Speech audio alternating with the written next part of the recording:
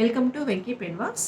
2024-25లో తలసరి ఆదాయము $14,005 అంటే $14,005 ఉన్న దేశాలను అధిక ఆదాయ దేశాలుగా ప్రపంచ బ్యాంకు నిర్వచించింది.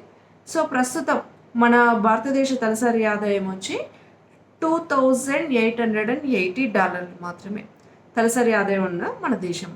సో 2047 నాటికి అంటే $14,005 ఉన్న దేశాలను IMF గుర్తించింది కాబట్టి అధిక ఆదాయ దేశాలుగా గుర్తించింది కాబట్టి 2047 నాటికి మన తలసరి ఆదాయం ప్రస్తుతం $2,880 ఉన్నదాన్ని ఆ స్థాయికి రీచ్ కావడానికి అంటే 2047 అంటే వికసిత్ భారత్ అని అనుకుంటాం. అంటే మన స్వతంత్రం వచ్చి 100 years.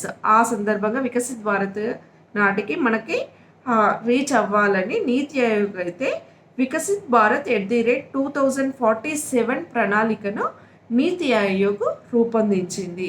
అప్పటికి మన దేశ ఆర్థిక వ్యవస్థ $30 లక్షల కోట్ల చేరొచ్చని ఒక అంచనా కూడా వేసింది. Thank you.